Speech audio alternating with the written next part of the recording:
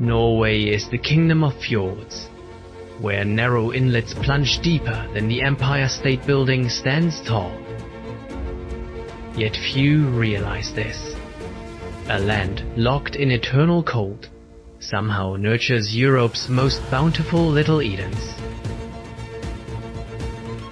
Breathe in the salty, knife-sharp bite of the Arctic wind. Listen to the deep, thunderous roar as glaciers calve and crash. Feel the damp, cool kiss of mist rising from Vøringfossen waterfall.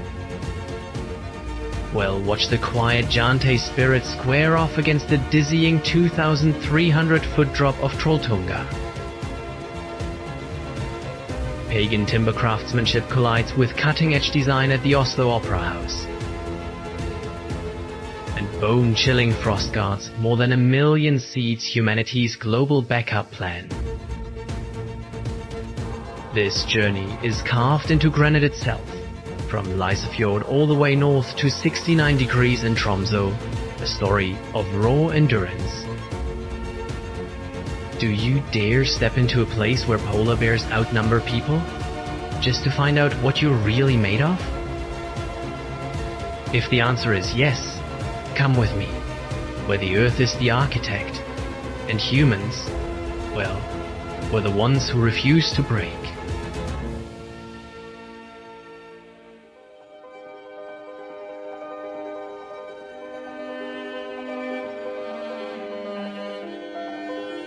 Fly over Norway, especially Vestland, and one thing hits you hard.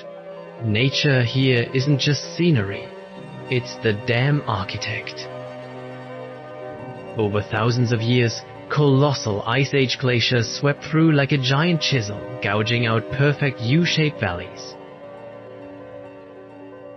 The erosion was so brutal, it makes America's biggest mountains look almost polite.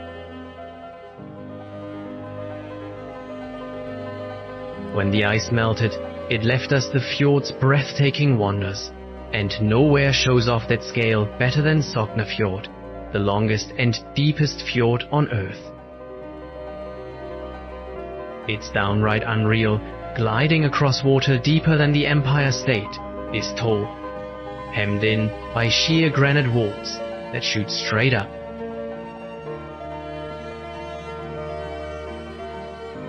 Take a slight detour into Fjord, a UNESCO masterpiece.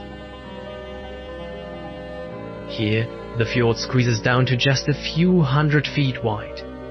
You feel like you've slipped inside a natural cathedral, where even a whisper of wind echoes forever. Ice and water are inseparable here. Meltwater from high glaciers comes roaring down, forming monsters like Vøringfossen water hurling itself into the abyss, throwing up a cool, wet veil of mist. The frozen stuff also sculpted jaw-dropping features like Trolltunga, a flat slab of rock jutting out 2,300 feet above the lake. Standing on it, yeah, that'll test where your personal edge really is.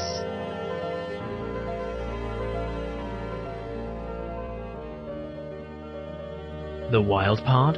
This brutal landscape grows little pockets of paradise. Thanks to the warm breath of the Gulf Stream, even with snow still capping the peaks, you'll find apple and cherry trees exploding into blossom along the fjord slopes. Here, the cold flips the script. It becomes the very thing that lets life bloom like crazy.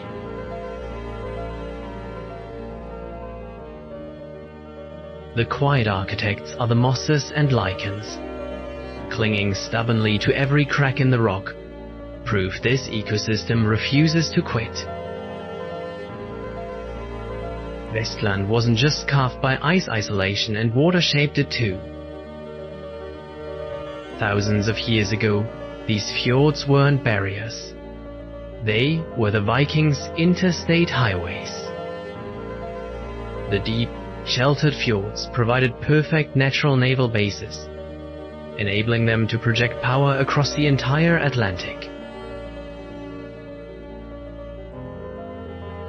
All that isolation forged a fierce cultural identity and a rock-solid sense of community. It's written into the unwritten Jantelov. Don't think you're anything special. That rule mirrors the tough, together or nothing mindset hammered out by surviving this land.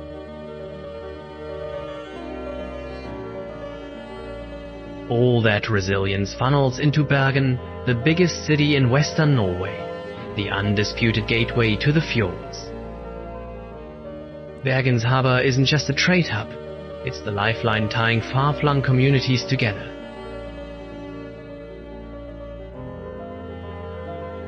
The star is Briggen, those colorful wooden warehouses lined up like stubborn old soldiers.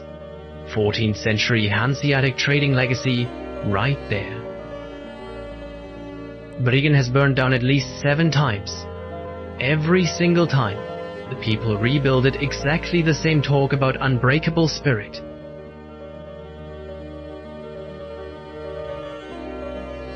While Bergen is the urban heart, deeper in the fjords another architectural treasure waits, born from isolation and local timber, the stave churches.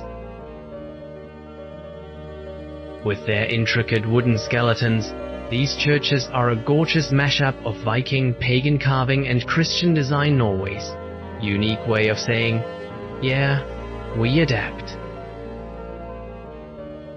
And that's when you feel at deepest the quiet, stubborn endurance soaked into every beam. From the majestic cliff of Trolltunga to the humble Jante spirit, everything in Vestland points to one truth. Endurance, nature forged by ice, people forged by solitude.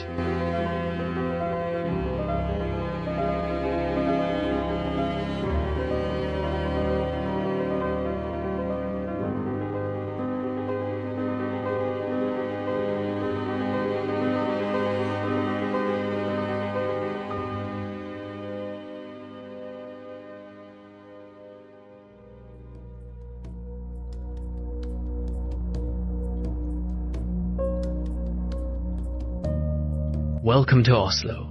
First thing that hits you, the air smells clean. Like, actually clean. You're standing right at the head of the famous Lysefjord. This city doesn't sit alone. It's cradled in a bowl of lush green hills and thick forests, especially the wild Nordmarka stretching north. Oslo doesn't push nature away. It pulls it close. The terrain is a smooth mix. Gentle coastal flats perfect for strolling. Then, suddenly hills rise up, daring you to hike. Walk a few miles and you're in proper wilderness. No surprise, Oslo was named European Green Capital. Sustainability here isn't a slogan, it's a promise they keep. Sit down with a coffee and you can actually trust the air you're breathing is some of the purest you'll ever get. That blend of forest and water, city and wild, that's Oslo's heartbeat.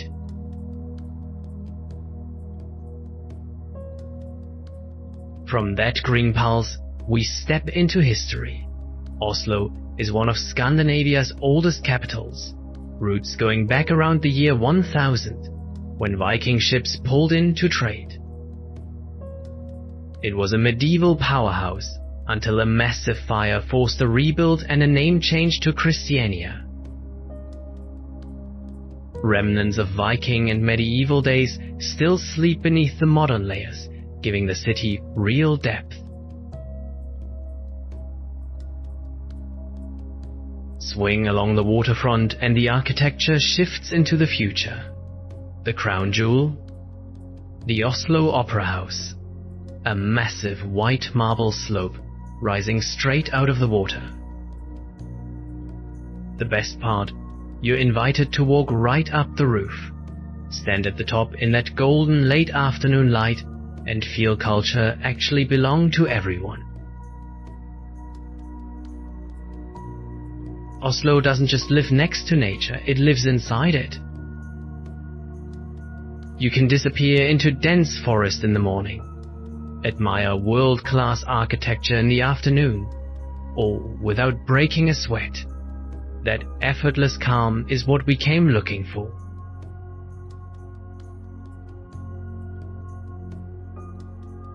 Leaving Oslo, one image sticks. Razor-sharp buildings softened by endless green hills rolling away. It's a quiet reminder that people and nature can grow together majestic, yet utterly peaceful. Nowhere else does that harmony feel so obvious and so easy to breathe.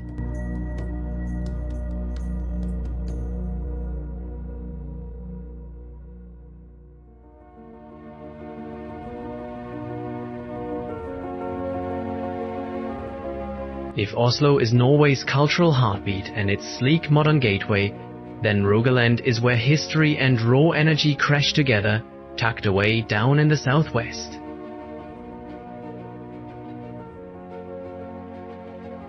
We start where Rogaland shows off its primal muscle.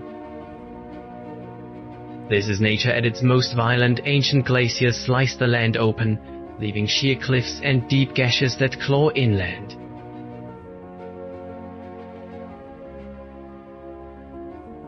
It may not have the sprawling fjord network of Vestland up north, but all that geologic drama is concentrated here in the legendary Fjord of Light.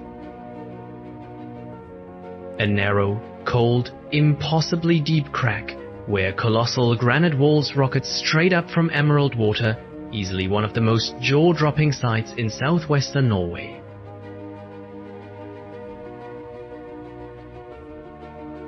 The star of the show, the one the whole world wants to stand on, Preikestolen Pulpit Rock.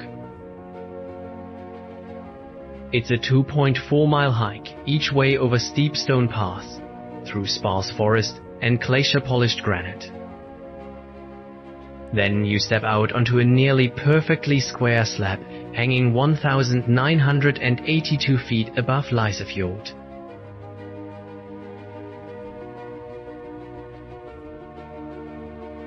Out there on that 82-foot wide platform, the wind hits you hard, salty, damp, straight off the North Sea. Sunlight catches the cracks and veins carved over thousands of years, and you just stand there, feeling very small.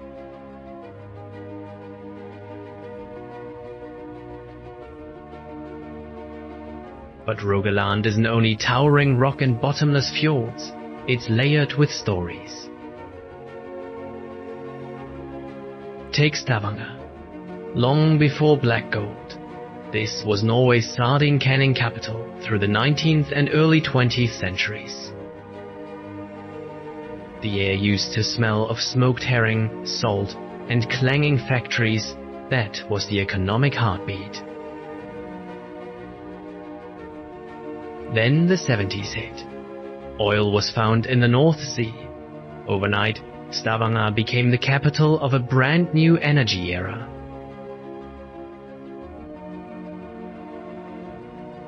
Leave the steel and concrete oil age behind and wander into Gamle Stavanger, more than 170 snow-white wooden houses on cobblestone streets. Late afternoon light drips honey over the rooftops.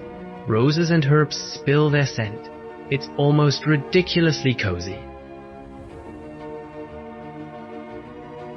Sit with a coffee, listen to conversations in half a dozen languages, and you realize Stavanger isn't just the gateway to dramatic cliffs, it's where adventure souls come to meet.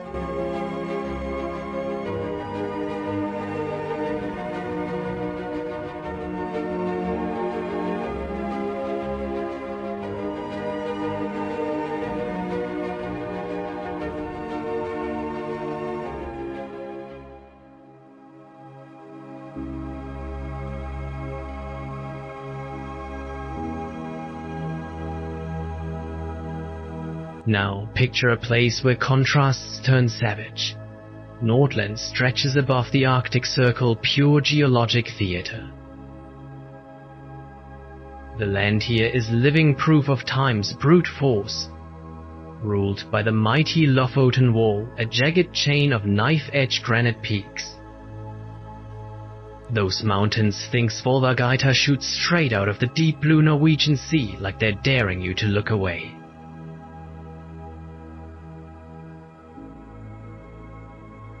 Svartisen, Norway's second largest glacier, plus sweeping U-shaped valleys, remind you that ancient ice never really stopped sculpting. Feel the cold bite of glacier air, the salty sting of ocean wind on your face. Up here, light runs the show. Summer brings the midnight sun 24 hours of golden glow. That endless orange light rewires your body clock and makes plants explode in a surreal, never-ending day.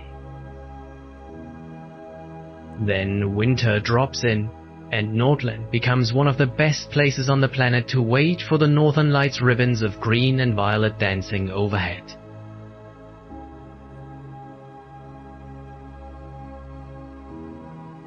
The ocean here isn't background, it's alive. Around Vesterålen and Andens, you can watch whales real, close, breathtaking whales.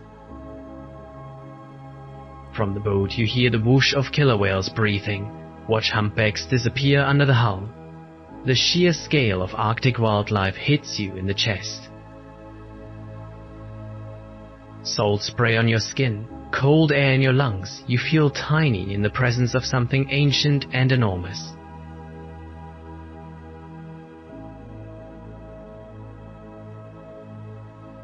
Turn inland a little. Nordland's culture is tied to the sea, but it carries even older blood. These islands are stamped with Viking footprints. At the Lysefjord Viking Museum in Borg, you step inside a reconstructed longhouse. Damp timber and hearth smoke tell the story better than any textbook.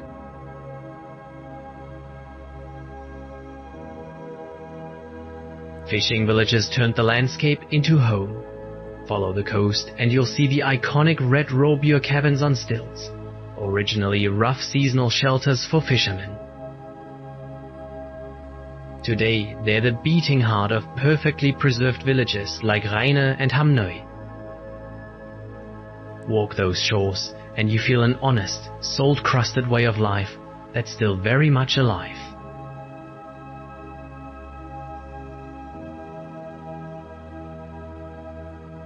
Deeper inland lies another layer of northern humanity, the indigenous Sami. Sami culture revolves around traditional reindeer, herding a refined nomadic life woven into the Arctic's natural cycles. Spending time with the Sami gives you a raw, honest look at how people have danced with this brutal environment for thousands of years.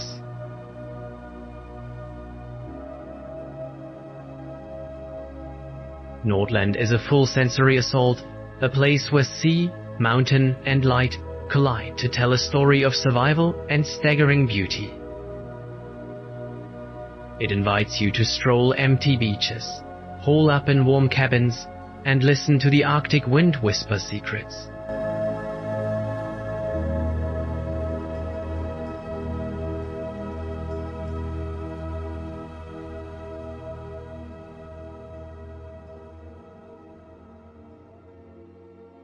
Ever wondered what life feels like deep inside the Arctic Circle? Imagine days that never end, and nights that never begin. That's Tromso, the jewel of northern Norway. It sits in a geographic sweet spot, 69 degrees north, farther north than Anchorage, Alaska, or even Reykjavik, Iceland. The biggest city in the far north, mostly on Little Tromsoya Island, tied to the mainland by the soaring Tromso Bridge. Stand here, and you're not just looking at a city, you're looking at a grand natural laboratory. Urban streets are wrapped by deep blue fjords, snow-draped mountains, and countless far-off islands.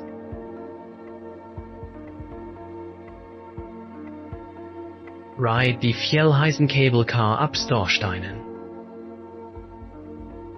From the top, the tundra rolls out a sweep of snow, rock, and sparse taiga forest most Americans only ever see in textbooks.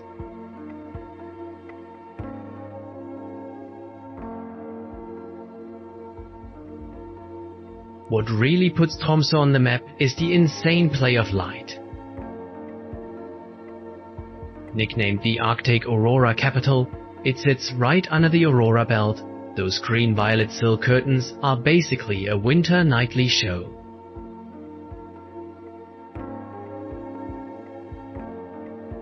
Swing into history, and you feel the pioneer spirit thick in the air.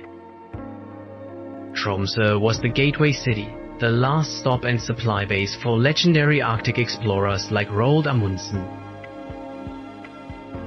On windy days, you can almost smell the old trade in furs and cod liver oil that once made this a booming Arctic hub.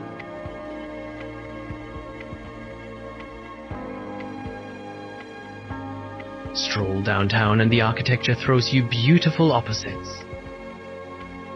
On one side, the oldest wooden houses in northern Norway, painted bold colors to fight the cold. On the other, the Arctic Cathedral, a modern masterpiece shaped like an ice pyramid or an upturned boat.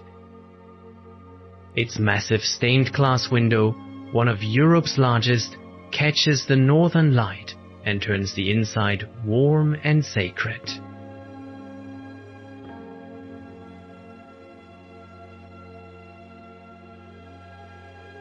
All this energy explains the nickname Paris of the North. Don't let the latitude fool you, the culture and nightlife here never sleep. It's not just research labs, it's home to international film and music festivals. It's mind-blowing that a place this vibrant thrives in the middle of Arctic isolation and cold. Tromso proves that even at 69 degrees north, the human spirit is bigger than any frozen landscape.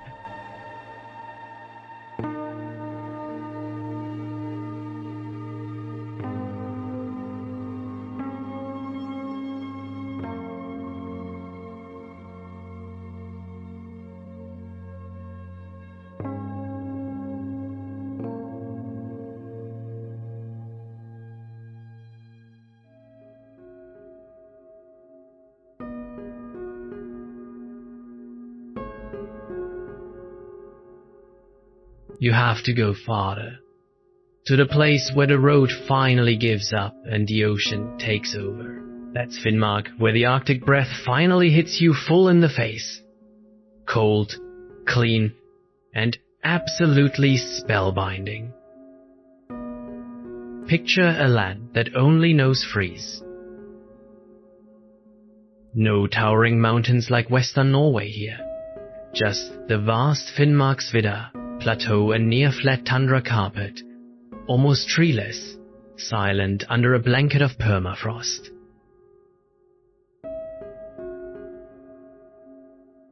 Follow the legendary E6 highway, the lone lifeline, an engineering marvel, and the contrast punches you.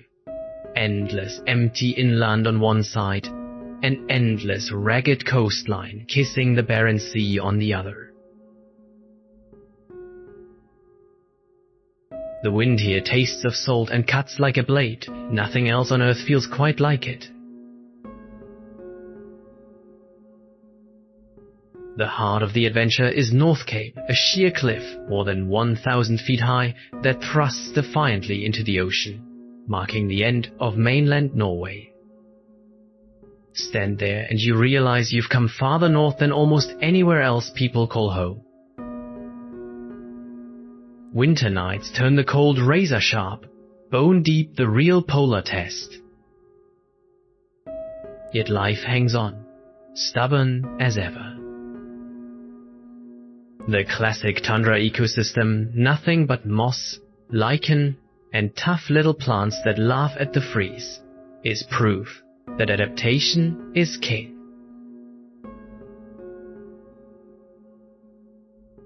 Then, out in Vøringfossen, a giant creature built an entire industry. The king crab. These monsters tip the scales at 20 pounds, both a brutal challenge and a lifeline for local fishermen, and hands down one of the best meals you'll ever pull from the sea.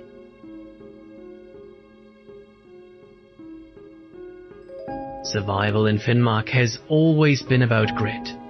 Its position isn't just geographic, it's geopolitical, pressed up against Russia and Finland, a crossroads of cultures and ecosystems. Towns like Kirkenes were vital Arctic bases, mining hubs, historic Barents seaports linking Scandinavia to the east. But this land knows tragedy. In World War II, retreating Nazi forces burned almost everything to the ground's scorched earth. After 1945, people rebuilt from zero, creating a distinctive post-war modern style all their own. Buildings built for function, wrapped in cold-proof materials, giving Finnmark a unified look you won't find in the quaint southern towns. It's a beautiful mashup of new and ancient. Small churches and museums hold deep stories of endurance and rebirth. Every street corner radiates defiance, a quiet, fierce belief that tomorrow can still be brighter. You'll carry home the blaze of the aurora and the wild taste of sea wind. You feel the immensity of nature and the undeniable, magnificent beauty of a land that simply refuses to quit.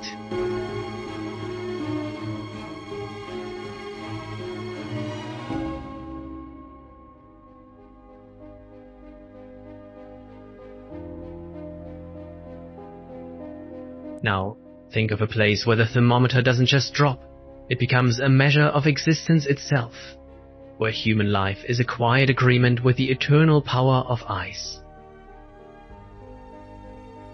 That place is Svalbard, a miraculous dot on the map, a raw reminder of our planet's wild, unbreakable heart. Svalbard isn't one island. It's an archipelago perched halfway between mainland Norway and the North Pole, stretching from roughly 74 to 81 degrees north, farther north than any settlement in Alaska. More than 60% of it is buried under ice caps and glaciers, an endless sweep of pearl white. When you walk here, you're stepping on permafrost hundreds of feet deep that only softens a little during the short summer.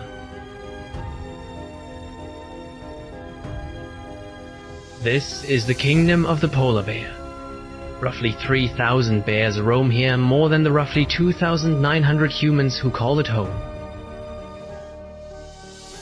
Leave any settlement and a rifle becomes mandatory gear, not because of people, but because the true lords of the ice might come say hello. That single fact forces every one of us to bow to nature.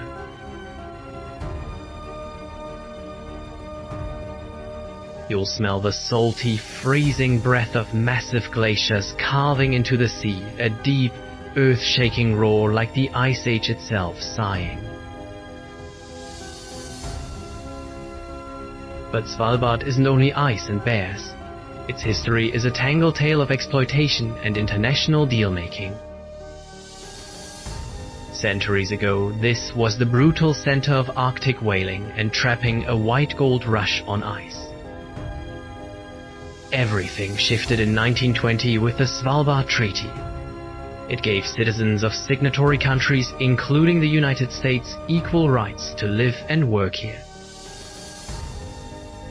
That's why, alongside the Norwegian administrative town of Longyearbyen, you'll still find Pyramiden, an abandoned Soviet mining settlement frozen in time.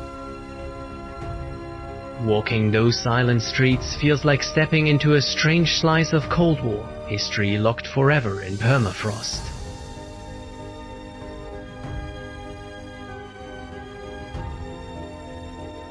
Longyearbyen itself is a glorious contradiction. Against the white and grey desolation, sturdy wooden houses are painted blazing yellow, red, and blue little bursts of fire against the vast gloom.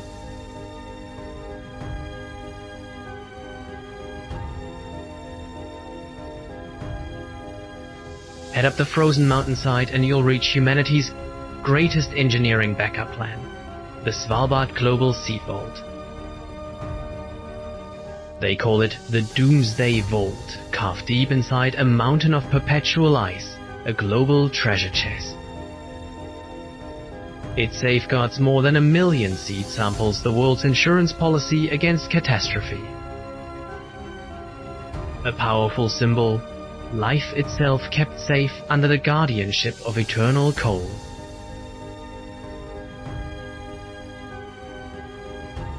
That same cold enforces one of the strangest laws on Earth. No one is allowed to die here.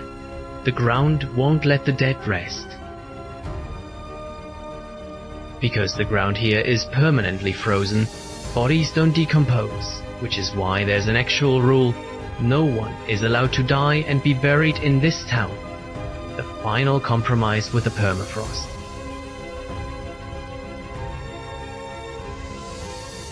Standing between that eternal ice and the breathtaking silence of Svalbard, you suddenly feel it. You're right on the doorstep of a world that still hasn't been tamed. The cold here isn't an absence, it's the guardian of something untouched, something primal.